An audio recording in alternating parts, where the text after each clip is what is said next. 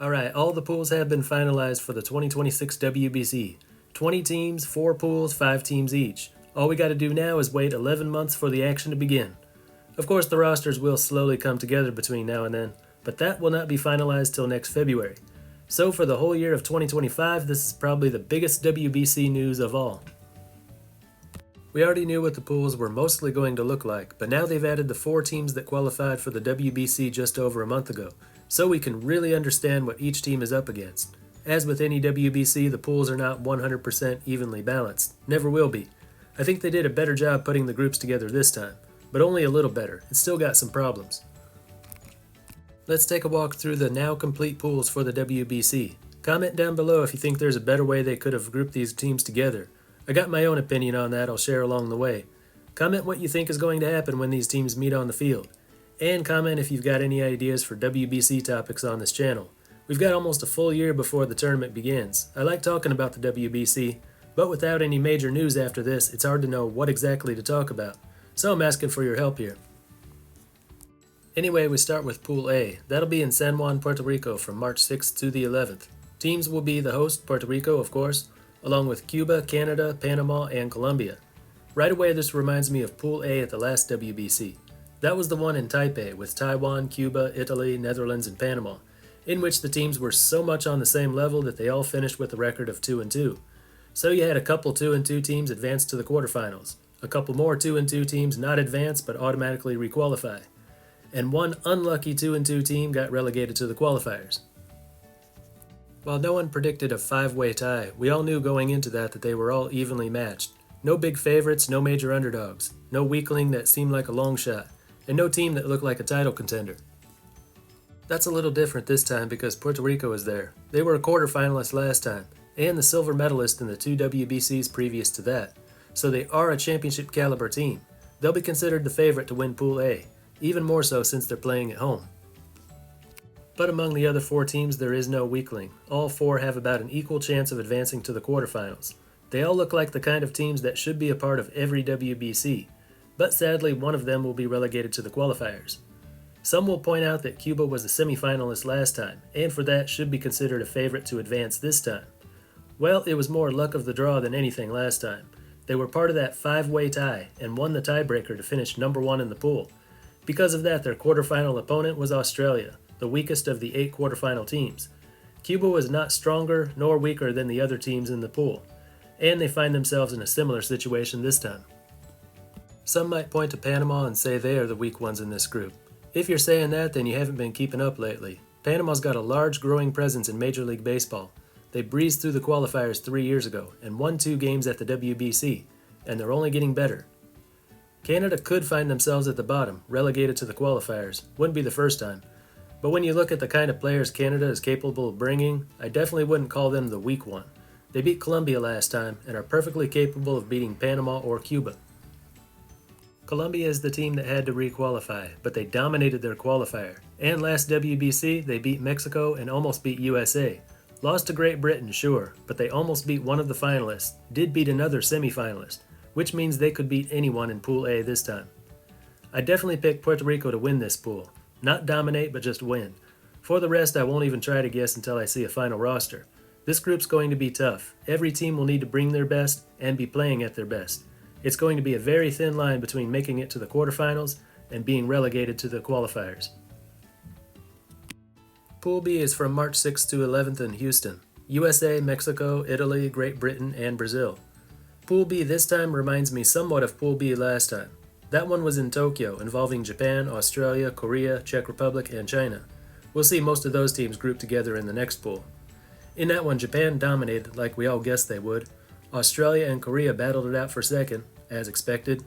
The Czechs and the Chinese had no chance of advancing, but put on an entertaining fight with each other to see who would avoid relegation. Everything went as expected. The similarities between Pool B last time and Pool B this time are not found at the top, because here we have 2 teams capable of making a title run, not just one. USA and Mexico both reached the final round last time. And there's a strong number 3. Italy is good enough to pull off an upset. So the top 3 in Pool B is more competitive this time. Where I see the similarity is at the bottom. You have 2 teams that are long shots for advancing, whereas in Pool A you don't have any teams like that. Just like last time, You could have swapped out Czech Republic and Panama. China would have been the weak one in Pool B, Czechs the weak one in Pool A. Panama, Korea, and Australia would have made for an interesting three-way battle for second place in Pool B. Pool A would not have ended in a five-way tie. Same thing this time. I would have put Brazil in Pool A, where they'd be the underdogs. I'd put Colombia in Pool B, which would make Great Britain the biggest underdog. I'm not saying Brazil and Great Britain are on the same level that China and Czech Republic were last time. They're better than that. But I would say they are two of the bottom four countries in the tournament, and should not be in the same pool together. But this is what we've got. In Pool B, I see USA and Mexico advancing. Italy makes things interesting, and Great Britain and Brazil battle it out to avoid relegation. Pool C is from March 5th to the 10th in Tokyo. Teams are Japan, Australia, Korea, Czech Republic, and Taiwan. This is the pool that'll remind you of Pool B last time, because it's four of the same teams. Only difference is Taiwan replaces China. But that one change makes a world of difference. Now there is only one team that's a long shot. That's the Czech team. Japan won't be able to breeze through so easily because now there are three teams that can give them a tough time.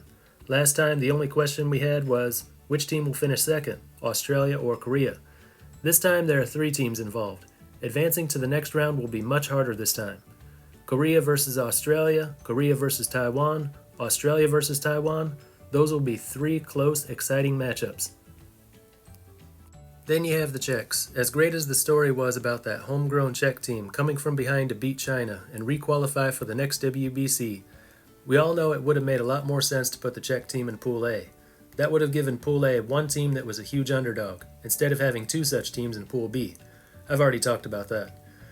And while I see the same problem with the pools this time, it won't be the Czechs benefiting from it. Very likely that this Czech team finishes last, and is relegated to the qualifiers.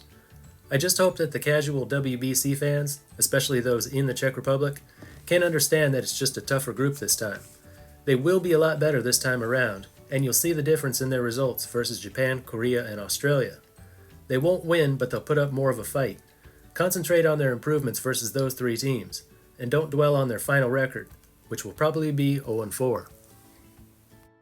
Finally, there's Pool D, from March 6th to the 11th in Miami. Venezuela, Dominican Republic, Netherlands, Israel, and Nicaragua. In the last WBC, this was called the Pool of Death, and 4 of the 5 teams are back. But once again, a little change makes a difference. Not a huge difference, though.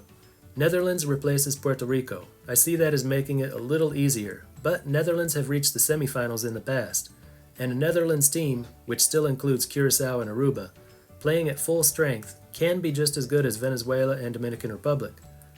Slight improvement though. Last time it was hard to say which two teams were the favorites. This time I can say with certainty it's Venezuela and Dominican Republic.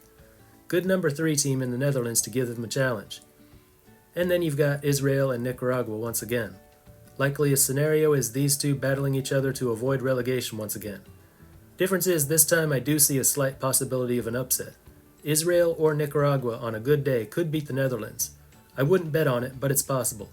In the last WBC, their chances of upsetting one of the top 3 was pretty much 0. The outlook has improved just a little this time around. Really doesn't seem fair to Nicaragua. I thought after being placed with such a tough group last time, and then winning their qualifier, they'd be rewarded with a group that offered a little more hope. I guess the only hope they have is to beat Israel, rather than waiting for the WBC to show them some mercy. So anyway, I don't 100% approve of how the pools were put together, but I gotta say it looks better this time around compared with last time. What do you think? Let us know in the comments. Anyway, that's all for this one. Until next time, this is Baseball International. See ya!